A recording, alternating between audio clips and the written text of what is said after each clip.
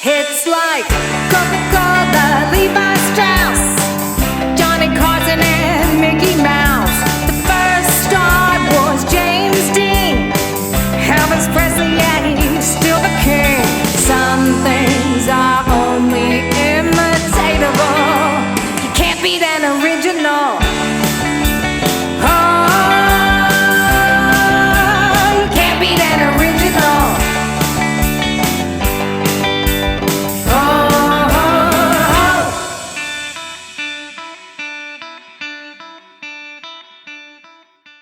Good morning, friends and foes. Good morning, multiverse. This is Back of the Cereal Box, the pop culture podcast that celebrates the fun of the Saturdays of our youth while surviving adulthood today. I am your host, the prophet of pop culture, John Pica. You can call me Johnny. And next to me is our very special roadshow co-host, Elizabeth Murphy Spivey. She is a cosplayer extraordinaire. Stop it, Johnny. She is an all-around geek culture aficionado. And she's got the prettiest blue eyes I think I've ever seen in my life. They're contacts, but thank you. And I paid good money for those blue eyes, so thanks for that. Well, they look. What color are your eyes naturally? They're like grayish green. It depends on what I'm wearing. Okay. So A redhead with green eyes. it It's a rare thing. happens. It's very cool. Thank you. It's very cool. And I am a fan of Avengers comic books, Star Wars movies, Saturday morning cartoons. They made me who I am today. Now, Elizabeth, I forgot to tell you before we went live. Okay. I sent you a list on Facebook Messenger. Yes. This morning. Yes. With numbers. I glanced. Wait, were there numbers? Yes. I read it. Because the numbers correspond to that wheel. Oh, yeah. So here's how the show is going to work this morning. This is completely different than we would normally do on a Saturday morning. We're going to spin the wheel of topics. And whatever the wheel lands on, that's what we're going to talk about for that moment. I'm gonna Is pull that out cool? the list. And for those of you who are in the audience, make a noise so everyone can hear you. The Dragon Con carpet cult Oh just my got God. here. Woo! You guys, Killing it. they have a Dragon Con carpet pajama onesies. I'm here for everything that's happening back there right now. Good to see you all. Yeah. We're going to get pictures with you guys later. That's amazing. Awesome. So for those of you who are wondering, Johnny, where are you live? We are live at Matrotham Con in Chattanooga, Tennessee. That's right. And is this 5? Matrotham Con 5? Is that right? It's 4. 4. It's 4. So the one before the V is 4. IV. 4, yes. Depending on, I don't know if this is reversed or what, but continue. V. Okay. Anyway, we are live and not in the studio like we normally would. And I have my hat turned around backwards because, look, the lighting is horrible. Look at that. Look at that. You look like you're trying to go incognito, so it just depends on what you're going for. Oh, you know what? I'm Captain America from Winter Soldier. There you go.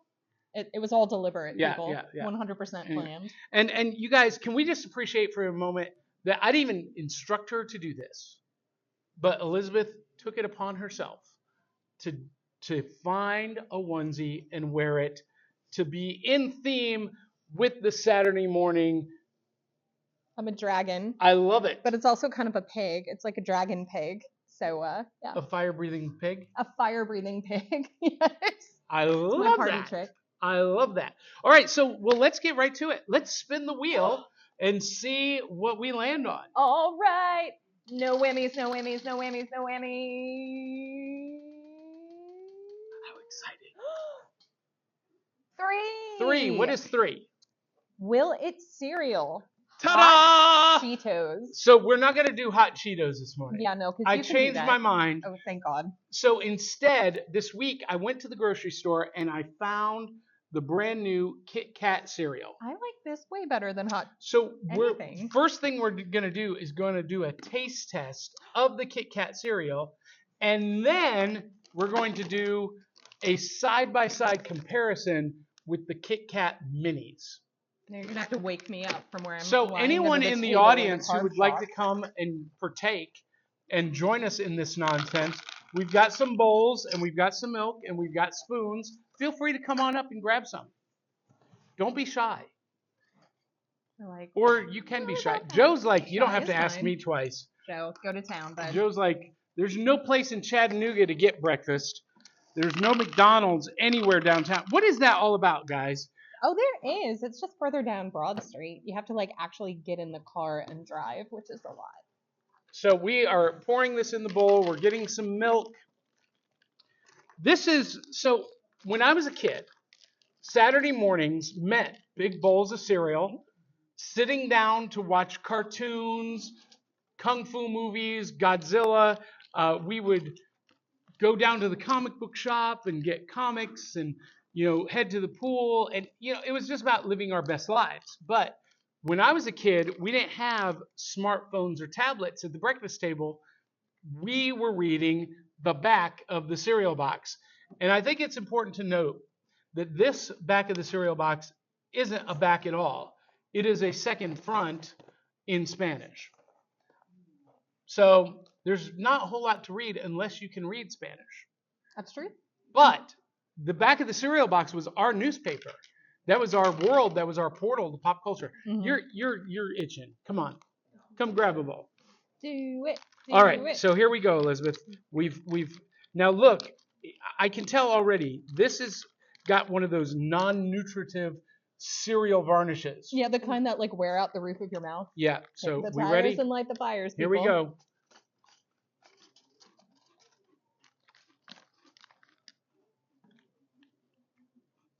I mean, it tastes like Cocoa Puffs, which isn't an insult. Yeah, that's what did it. He's coming for the Cocoa Puffs. Here you go, bud. Yeah. So I love General Mills in theory. In general. Yeah. Well, you know what? I think we just ran out of bowls. Oh, okay. I only want some dry. Okay. Uh-huh. But one of the problems I have. Can you stand in front of the camera for a second so everyone can see the Yeah. Marriott carpet? This is the Dragon Con Marriott carpet onesie. I love this. So good to see you. We got 4 months, man.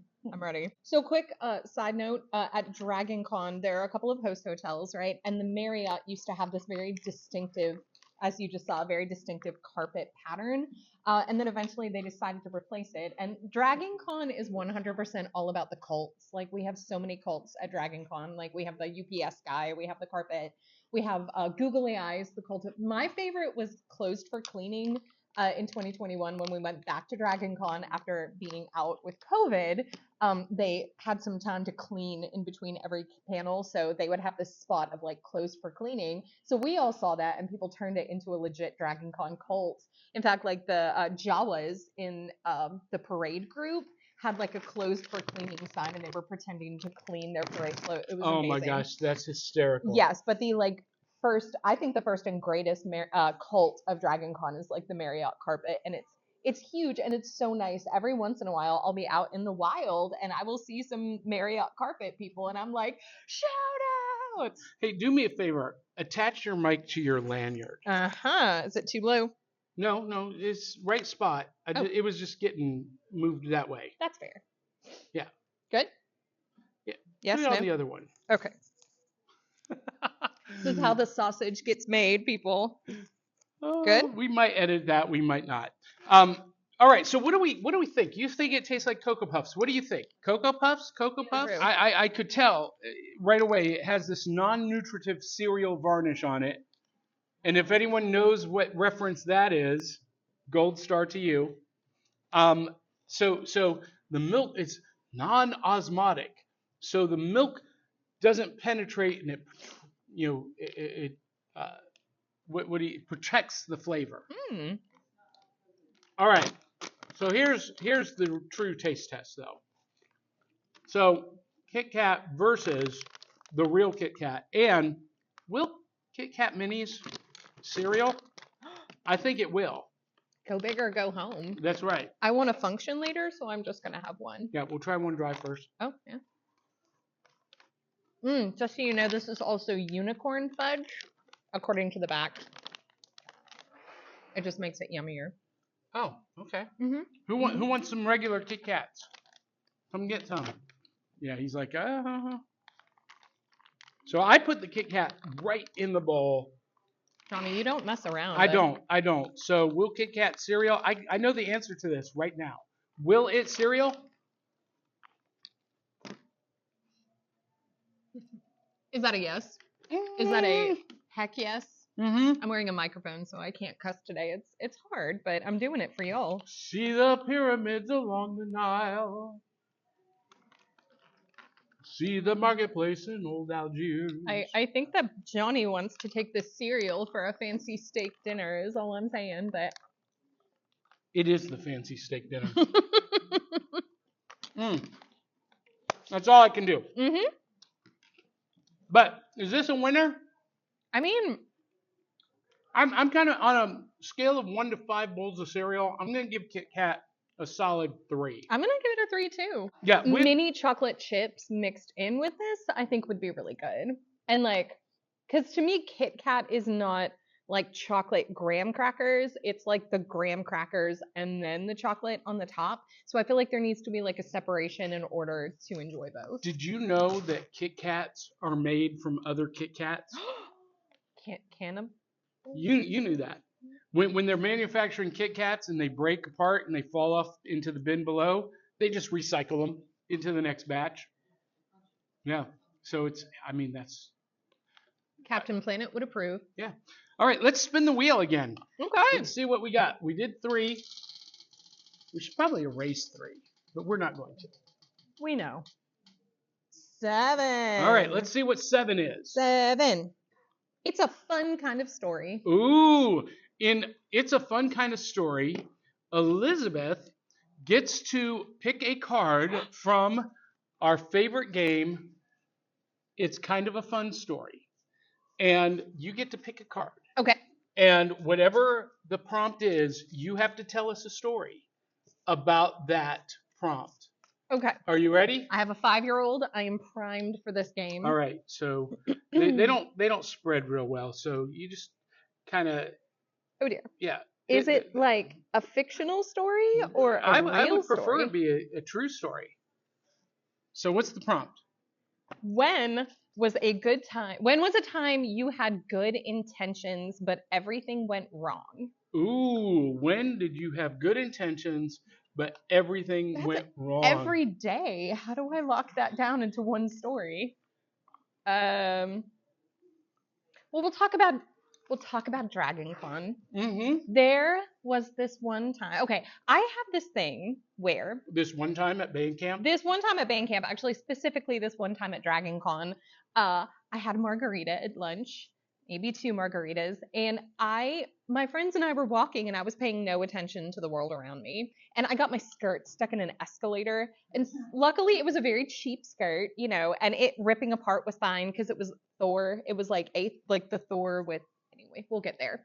So it was fine that I was a little bit tattered, but it kind of like gave me nightmares after that. Like, what if I get a real skirt stuck in the escalator, specifically at Dragon Con, because But you're not here's paying the any question. attention. What? But here's the question. Did you expose yourself? No, luckily I was wearing leggings and See, that would have been a better things. story. Well, I'm not to the story yet. Oh, I'm not okay. to the good intention part of the Here story. we go. So now whenever I see somebody on an escalator with skirts, I'm like, why would you do this? And I try to like gently assist, right? So there was a whole line of girls in historical on the escalator. I think it was last year. And this girl, like her skirt was trailing and it was like dangling. And I was like, not today, Satan. So I dove forward and I picked up her skirt and I like held it. And in my head, I'm like being the good Samaritan.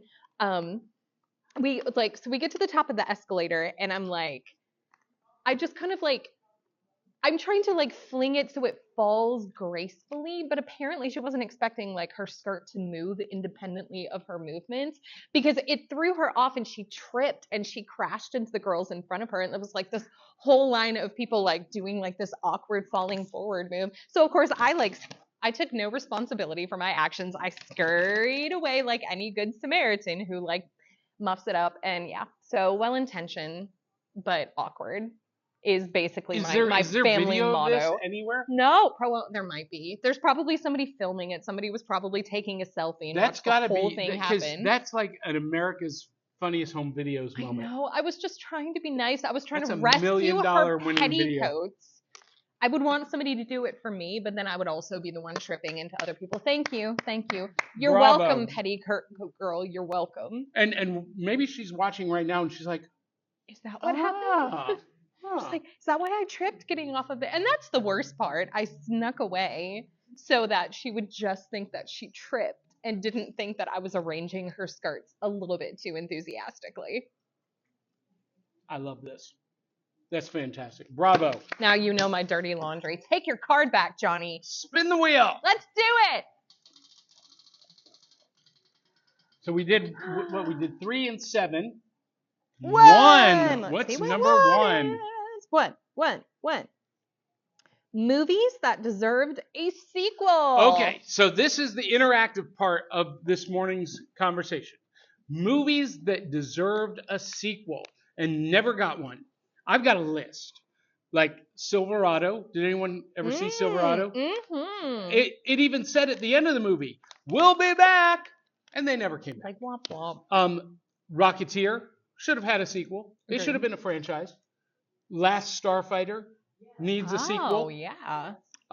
Iron Giant we need to see the rest of the story, I think. But that Spaceballs, no, Spaceballs does not need a sequel. It doesn't need, but I'd be fine with it as long as they did it right. The Sword and the Sorcerer. You know what? I'm not familiar with that movie. Mm-hmm. The Sword and the Sorcerer. Gloriously 80s. I'm gonna have to check that Red out. Sonja kind of 80s. Actually, Red Sonja. I would take a Red Sonja sequel. It wasn't expected, but I love that movie. I know it's weird. Brigitte Nielsen. Oh yeah. She was smoking hot. Smoking hot. She is one of those. That is one of those roles where the actor owned it so completely that nobody else could really do it. I agree with you. And have you seen her lately? She could still do it. She's still smoking hot. I mean, is she bathing in the blood of virgins? I don't Is that know. what Brigitte Nielsen is doing? Running out of. Anyway, I will say that in the 80s and the 90s, we were talking about this during the Xena and Hercules panel yesterday. Mm-hmm. That like we had some women in like the 80s and in the 90s. I was talking about like Lucy Lawless and some of the women who came in as like guests on those shows, but like we had some women who were just beasts, and they were like just gloriously beautiful. Linda Hamilton. Sigourney Weaver. Yeah. I feel like people my age are starting to like try to like we're pulling hard away from like heroin chic was like the thing when I was a kid. It was. But and I don't know where the swing has come among the misogynistic fanboys that are like, Captain Marvel sucks, just because or Rey Skywalker is a Mary Sue. I'm like, hello, did you not watch Sigourney Weaver like take out the entire alien race by herself? Did you not watch Linda Hamilton go toe to toe with the Terminator? Yeah. Hello. This is not anything new. This is natural progression, and I'm here for it. And you know what? It was so cute though. What? It was so cute seeing Jennifer Lawrence on an interview talking about the Hunger Games, saying that Katniss Everdeen was the first female superhero in Hollywood. You're like, oh, my sweet summer child. Yeah, bless her. I usually love her, but that wasn't a strong moment. No. And she's usually like kind of savvy when it comes down to like, she seems like the kind who would fangirl someone like Linda Hamilton and not be unaware. Yeah. But she was completely unaware. We'll give it a pass. Yeah, she legit thought that she was the first female action star in Hollywood. Did anybody else get confused for a while when, like, it was in the, ugly topic, but in the heyday of, like, ISIS, when everybody would mention ISIS, but I would be thinking about, like, ISIS. Yeah, Joanna just Coleman. Me. Yeah. You guys remember that TV show? The Secrets of ISIS? That one fell a little flat. I know you don't, but it was one of my all-time favorite shows, and Joanna Coleman was one of the most beautiful women to ever walk the planet. Agreed. She's absolutely beautiful. And I was right with you. Every time someone said ISIS, I thought, winds of the earth, storms from the, I thought, Like, sometimes fiction is better than reality. Well, okay. Can I read this out loud? It's about toxic fandom. Okay. Which we, by the way, at Back of the Cereal Box, are vehemently opposed to toxic fandom. Yeah, I will, actually, to be honest with you, like, I panel at a lot of cons, and I probably rant for 4 to 5 minutes per 50-minute panel about the toxic fandoms. I won't tolerate that crap. From 2019, toxic fandom equals when the uppity mundanes learn they are not the cool kids anymore and try to take over, then poison it with their uppy mundane attitude. Whatever happened to our self-policing of toxic attitudes? Is it too late for fandom? And I think that's a really good question. It is a good question. Because that's something I'm struggling with a lot. Yeah. We need to do a panel on that. Yeah, toxic fandom. Just you and I. All right, anybody else have any other movies that deserve a sequel? Oh, so this isn't a movie. This is a mini-series. Okay. But, Johnny, tell me that you've seen The 10th Kingdom. Have you? I started it. Okay. It's not for everybody. I have not finished it. It is not for everybody. It was for me. I watched it when it came out. Like, tell the people that you're old without telling the people that you were old. It came out in like 2001. 2000 or 2001, and I was like on a college vacation. It's fine. Sorry, I'm still recovering. I wore these jammies this morning. It's like a little like dragon thing, and my 5-year-old was like, "Mommy, I love your costume." I was like, "Thank you." He's like, "When I'm 40, can I wear it?" I'm like, sure. He has taken my age very poorly. Says the 26-year-old. I'm just saying okay, when he found out that I was turning 40, he was about to turn 5, I was about to turn 40, and we're walking along and he's like, "Mommy, at my next birthday, I'm going to be 5. I was like, "You're such a big kid." He's like, "Mommy, what are you going to be at your next birthday?" And I was like, 40, and he was like, "Oh, Mommy, that's a lot." And he just got real quiet and had to process that for a while, and I was like, because I can't even count that high, Mommy. Now he can. He tells me after 40 comes 50, and after 50 comes 100, and I'm like, why are we suddenly into math now, little kid? Why don't you go back to watching Peppa Pig? I'm just saying. You know, isn't it funny how we think about age? When we're kids, we're like, I'm 5 and a half. Yeah. And then I'm going to be 16. Yes. And then you become 18, you turn 21. Mm-hmm. No. You become 21. Mm-hmm. You become 21, you turn 30. And then after that, you're in your 40s. You make it to 40, you reach 50, and by then you've built up so much speed that you hit 60. I feel like actually, like, the more we progress, the more I like my quality of life. Like, I get more tired, but like everything else is better in the 40s. Like, don't let anybody tell you otherwise, except when you have a kid who age shames you. I also have ADHD, and it sometimes takes me time to get out of the house in the morning. So not long ago, I was like petering around the house, and I was like, "Okay, buddy." He's like, "Mommy, we gotta go." I was like, "Okay, let me find my keys." He's like, "Mommy, your keys are clipped to your purse." I was like, "Okay, yeah, you're right. Okay, give me just a second. Let me get my coffee." He's like, "Mommy, we got to get out of here." And I was like, "Okay, let me." And he was like, "Come on, 40." And I was like, I don't appreciate the implication that I'm dumb because I'm 40. Like, I'm dumb because I'm dumb. The 40 thing is just kind of frosting on the cake. But anyway, kids these days. Kids. And he survived. He's so cute that he can age shame me until he's blue in the face. He's got this little blonde hair or whatever. Anyway, digress. We got a question back here, a comment. Those of you who can't hear, she mentioned Princess Bride is a reboot or sequel, and I could go with Fred Savage reading the story to his daughter or granddaughter.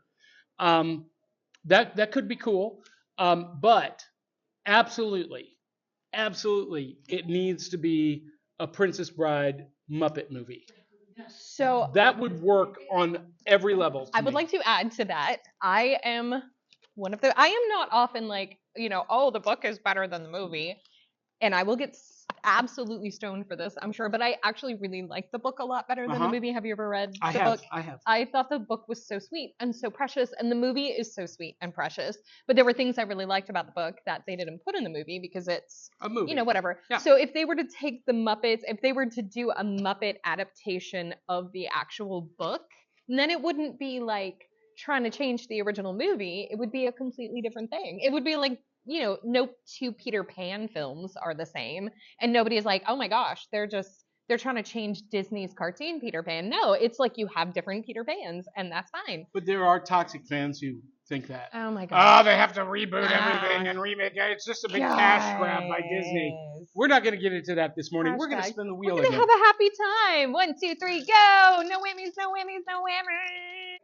So the best thing I ever got from a box of cereal was back in the 80s, maybe late 70s, Kenner did a promotion where you could mail in box tops and get the Superpowers Collection Flash. So I've got that in the original mailer box. Yeah, that was maybe the best thing I ever got from a cereal box promotion.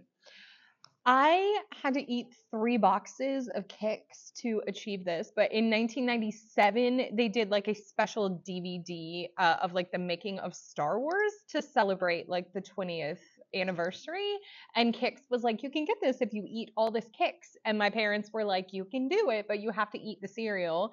I still kind of like have like a, when I pass the Kix in the store, I'm like, no, Oh, it like, makes your belly hurt. you know, you wake up at night and you're like, oh, the Kix. But and to be honest, like I only watched the DVD once because I kind of was just like, I was so burned out on Kix that when Kix sent me the DVD, I was like, it was a this was disappointment. cool. Yeah. So I watched it. No, it was good. I Okay. just never wanted to watch it more than once. So Gotcha. you know, but it was really good. I was love a it. hardcore Star Wars fan back in the day. I'm not as much now, and that's not a reflection on the fandom, except for the fact that they retconned so much when Disney took over that like I used to read the novels, and like what happened in the novels was it for me. So So you've got to love what Dave Filoni is doing. I haven't watched it. No, I watched like I watched. Okay. Listen. I'm just. I know. Let me just, as one Star Wars fanatic to another, Dave Filoni is taking all of that Legends book canon that they wiped out, and he's reintroducing it through Clone Wars, Bad Batch, Rebels, and The Mandalorian, and Ahsoka. And the movie that is going to be made by Dave Filoni is going to be called Heir to the Empire. No, I mean, it looks great. I know that he's working on getting Thrawn back in. I think it's fantastic. I also have ADHD. I know I'm gonna like mention that every 12 seconds. In fact, I dropped out of the because I have ADHD. I dropped out of the disabilities panel to be here with you today, so I felt like I needed to bring it up once or twice, or that's all I talk about. But you know, because it explains my whole life. But like I hyperfixate on things, right? So now I realize that Star Wars was a passion, but also a hyperfixation, and then they kind of like cut the momentum, and now I'm hyperfixating on other things. So it's not that I object to Star Wars. I'm just watching Attack on Titan for the 800th time this year so far. So I'll get there. I'll get back to Star Wars at some point. Something in my brain is going to be like, watch Star Wars, and I will in its entirety 18 times. I'm going to spin the wheel. Yep. Round and round. As that wheel is spinning, you can see the wheels turning in my own head. I keep landing on the same ones. What are we doing here, Elizabeth? I'm just. It's your hyperfixation on those I'm numbers. hyperfixating on 7 and 1. Come on! Oh my God! Just push it. I'm gonna spin it the other direction this time and see what happens. Oh! 5! Yes! Yay! All right. See? What is number 5 on the wheel of topics? No! I shut down the window. Okay, 5 is.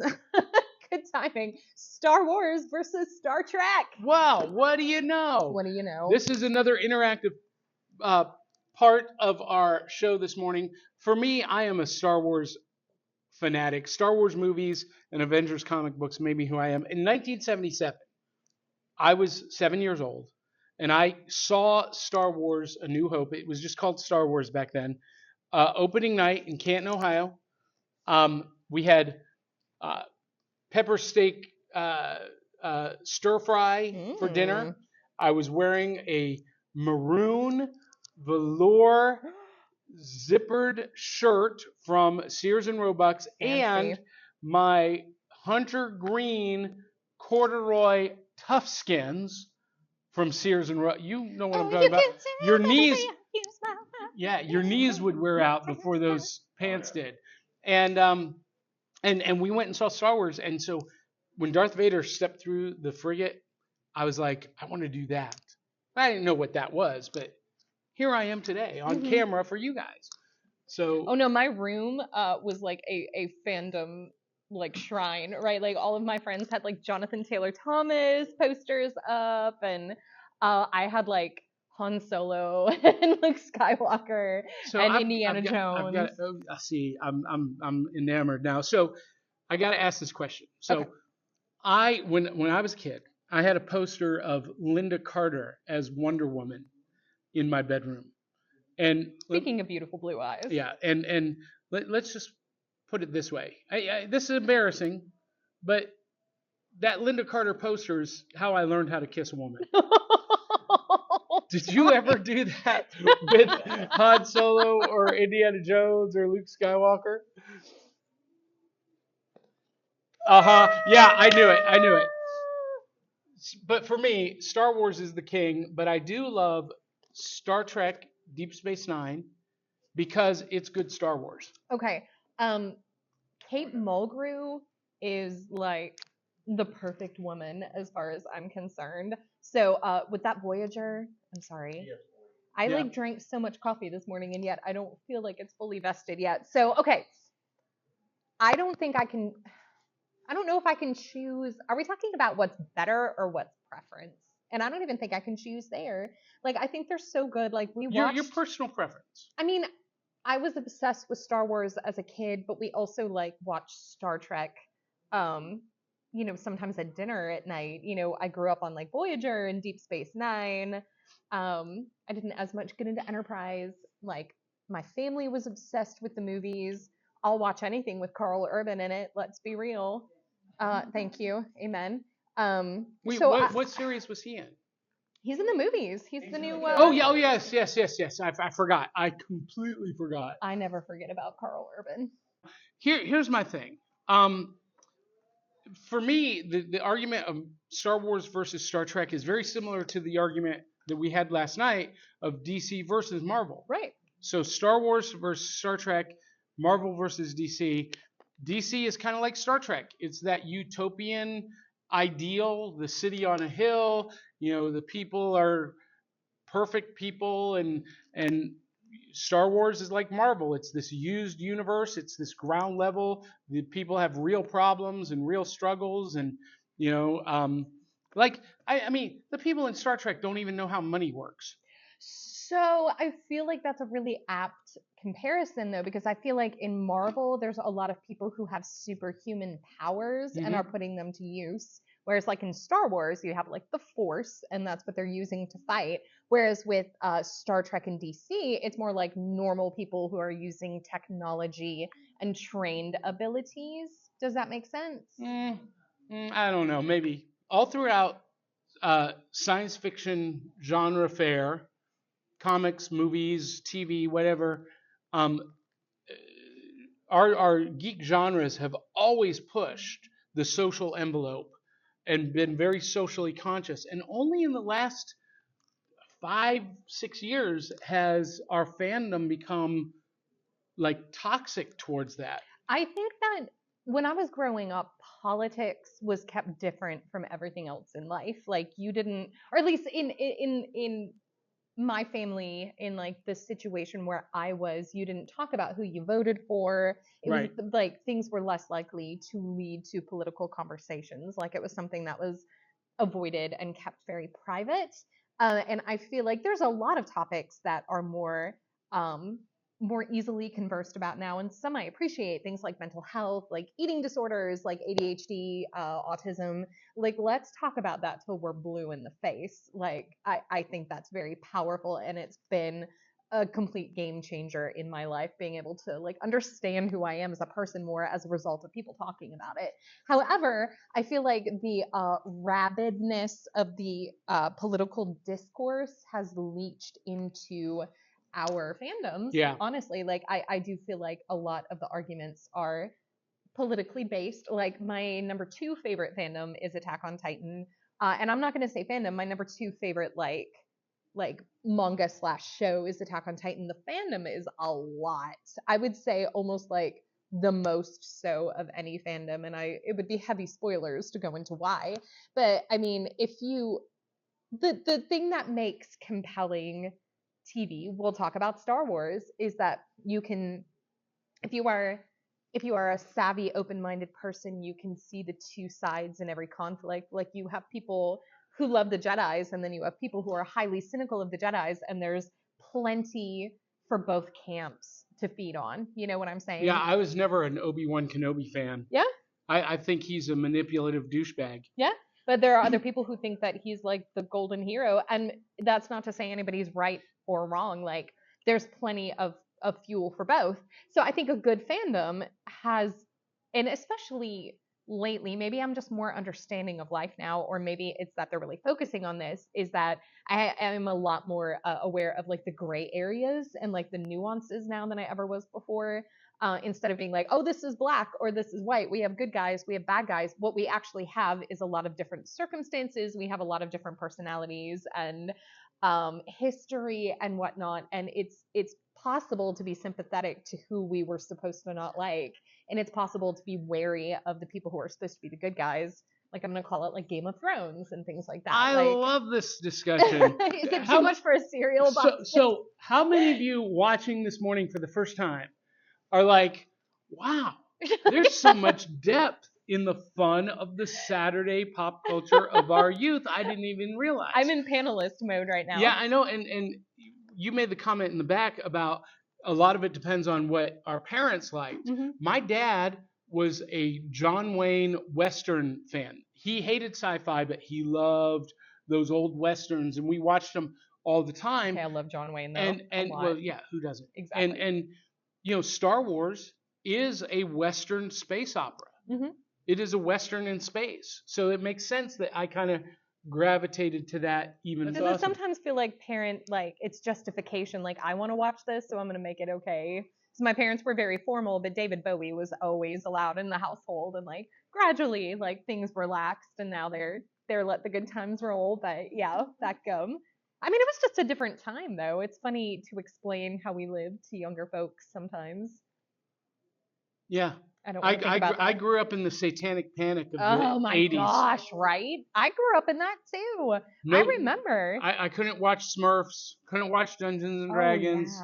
Yeah. It was not. I mean, we were all like, as a child, I was convinced I was going to be snatched from the grocery store and sacrificed. Like, they would have like, I remember one time there was an informational, this was awful, at the mall on a Saturday morning, there was like this mini fair with like booths. I remember this. I was like 8. It was a long time ago. And there was like a anti-satanic panic booth, and like they had these full-length mannequins of like men all dressed in black robes and a baby on an altar, and it was real intense. And I remember that, and like these people were absolutely convinced that they were fighting Satan. So for those of you who've watched North our Carolina. show, for those of you who've watched our show over the last couple of weeks, you know that this has been a topic as we've talked about the Smurfs and Dungeons and Dragons and the satanic panic of the 80s. But you know what time it is? Cereal time? It's time to spin the wheel again. Wheel. No 7, no 5, no 1, no 3. Oh, there we go. What do we got? 4. Number 4. What's number 4 on the wheel of topics? Saturday morning cartoons that are better than the originals. Ooh, I've got a list. Okay. So everyone holds up Batman the animated series as like the greatest of all time. I mean, I'm a fan. I am a fan. However, the series that came after in the early 2000s, The Batman, is far superior.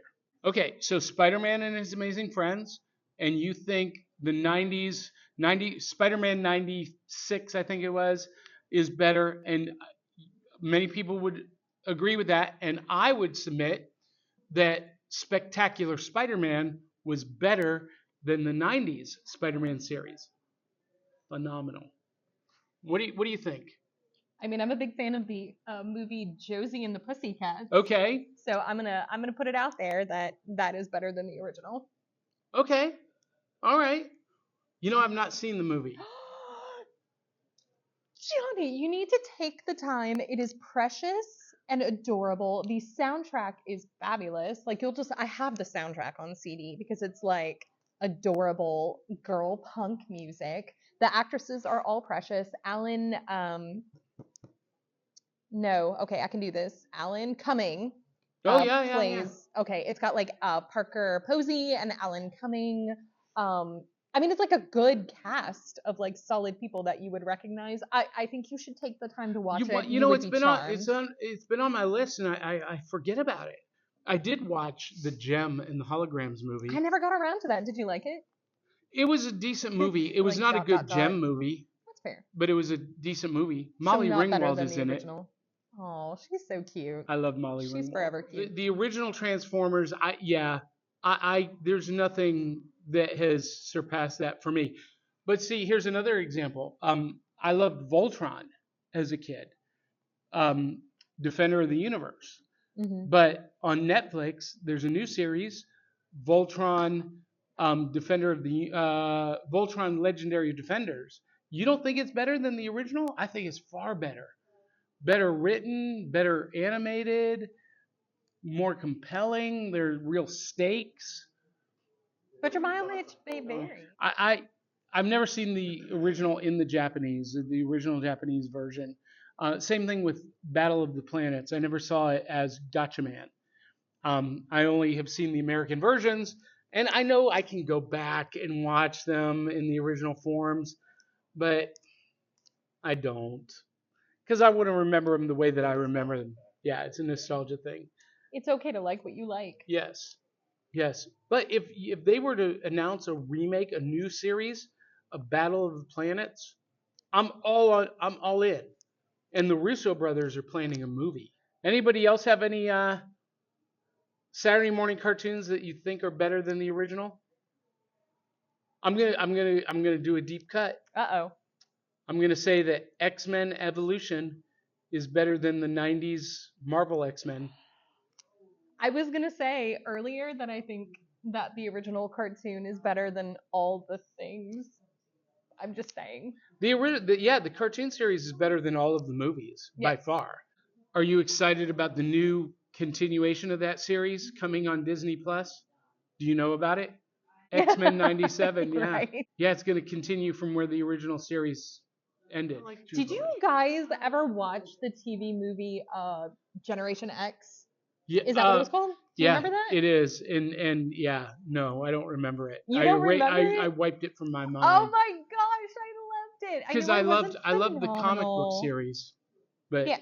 the TV movie, that was during the dark times. I mean, Do you remember the TV show Mutant X? yeah. That show was created by Marvel, but they couldn't call it X-Men. It was supposed to be X-Men, but there was a deal with Fox that they couldn't use the X-Men, and so it was Mutant X. I think that Generation X was pointed exactly at my age. So, you know Yeah, what I'm it saying? was. Like It was for very preteens. accessible to me as Yeah. an adolescent, for sure. See, like the Dark Phoenix saga was like, because, you know, X-Men only had so much, like the original cartoon, so they would get to the end and they would like go back to the beginning. I mean, I guess all the cartoons were like that. Like Mighty Max was one of my favorites. And, you know, you got to the end and it would just, they actually built it into the plot where he would go back to the beginning of the plot anyway. So I was always like, oh my gosh, we're getting so close to Dark Phoenix. Like, I'm ready. I loved the Dark Phoenix saga in the cartoons. No, they did. You realize the Dark Phoenix saga was only 3 issues of the comic book. Right. But I still liked it. Mm-hmm. Let's spin the wheel.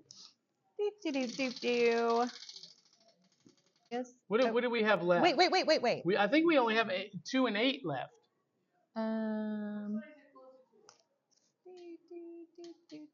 Two. What do we got for 2? Dream Team Up movie. Ooh, so this is like if you could put together a movie of your favorite characters in a team up, what would it be? For me, it's Godzilla, Ultraman, Jet Jaguar, and the Power Rangers. Fair. I mean, what an epic movie that would be. What about you, Elizabeth? If you could create your ultimate team up dream team movie. See, my favorite dream team movie, somebody already did this, so it wouldn't be me coming up with it, but I love the concept of like the League of Extraordinary Gentlemen having like these legends of literature. I completely agree. It is my guilty pleasure movie. I love it. And that is another movie that deserves a sequel. Absolutely. Agreed. Actually, yeah, you are completely right. Okay, Joe's got a dream team up. He wants to mash up Battlestar Galactica 2004 with Star Trek. Oh, Borg and no! Cylon team up. Ooh, That would be a lot. I think that's an unbeatable foe. Yeah, I would agree with that, actually. I think humanity is lost. How about the Mad Hatter plus... Just saw her hat, and I thought that we could just roll with it. The Mad Hatter and the Mask. Oh, that would be exhausting to watch, to be honest. That would be too much. Ooh, Deadpool gets the mask. Ooh, that would be fantastic. No, that would be But like a buddy comedy, Deadpool with the mask plus the Mad Hatter, just going on antics, just going on long trips and doing things. Why not? You know what I would love to see? I would love to see a Disney-style Avengers movie, or an Avengers-style Disney movie with Elsa and Hercules and Pocahontas controlling the wind, and Ariel and Peter Pan. Well, I mean, I would put Hercules and Maui. Wait a minute. A mashup of the Disney princesses and Captain Planet, where you have like Earth, Fire, Wind, Water, Heart, but the Disney princesses. I'm just saying. So water, Moana. Moana or Ariel? Well, yeah, Moana. Was she a princess? Yeah, she was a princess because she was the daughter of the chief, right? The king. Yeah. Ariel, Moana, water. Pocahontas, wind. Wind, yeah. Who would be Earth? How about Elsa for wind instead, and then make Pocahontas Earth? Okay. I'm convinced that Anna has fire powers that have yet to be developed or discovered. Well, what's a better balance than fire and ice? It's true. So we did not get to what number? Number 6. Which was trivia. So we actually play a game of trivia. Elizabeth versus one volunteer. Does anyone want to volunteer? Elizabeth is terrible at trivia, so y'all and are it's good comic to go. book trivia. Oh. And the prize. 59. And the prize and this will be our last thing. We're going to play to 3. 3 points wins. So congratulations in advance on your win. Come a little bit closer. Yep. So that we can pick you up in the mics. And the prize is this game on the corner: Ninjas, Robots, and Zombies. Pirates, Ninjas, Robots, and Zombies. Whoa. Courtesy of who's the manufacturer on that? Another fine product from Rather Dashing Games. So, here we go. We're going to shuffle up the trivia cards. And for you, if you know the answer, you're gonna ding, ding, ding, ding. You're gonna be buzz, buzz, buzz. No, okay. You're ding, ding. You're buzz, buzz. Okay. All right. Here we go. Wonder Woman's indestructible bracelets are made of what metal? Ding ding. Olympic. Shoot. It's not Imperium Gold. It's the Olympic version. It's the brass, but I can't remember its name. Is that your final answer? Yeah. You are wrong. It is femininum. Feminum. Oh. Feminum. That was what I was going to say, but I didn't want to make her look bad. So. All right. Here we go. Go ahead and make it. What is Quicksilver's twin sister called? Ding ding, Scarlet Witch. Yes. That one's yours. Well done. All right. Next one. In what Netflix superhero TV show would you find the villain Kilgrave? Oh, ding, ding, ding. Jessica Drew. Shoot. No, wait, no, that's the Defenders. Because it was Jessica Drew. Oh, damn, Spider Woman. I can't remember what her proper name that one was now. I know. I need to turn in my G card. I'm gonna say Iron Fist because I'm just gonna throw it out there. Nope. Okay. It was Jessica Jones. Jessica Jones. You were so close. You were so close. All right. I think she should have it for saying Jessica. I'm just saying. Which DC team is Swamp Thing affiliated with? You mentioned this on the panel yesterday. Wait. When did he become part of the Which Justice League? DC team is Swamp Thing affiliated? Wait, when was he part of the Justice League? Is that your answer? Just Yes. go for it. That is correct. But when was he Hooray! part of that one? Well, as of that Justice League Dark comic book series that one. and the movie, I thought he was only an ally. So he no, is. and he is still a part of the Justice League. Gotcha. Yep. All right. She's at 2. She could win this, Elizabeth. You have 0 on the board. Yes. You're like sleeping. I mentioned. I'm not sleeping. I'm just ignorant. This one's too easy. Okay. I should have given it to you anyway. Okay. Who is Kane Marco's stepbrother? That's a hard one.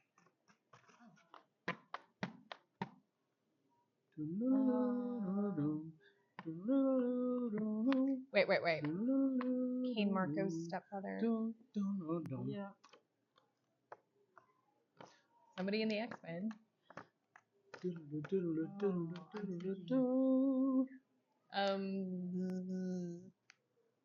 Cyclops. That is wrong. Just throwing one out. Xavier. The answer is Charles Xavier. Whoa! However, you did not ding. Yep, I did You not don't get the point. Oh, come on. I No, also so have to wait, go look get at it. It's All right. 11:03. What are the names of Superman's adoptive parents?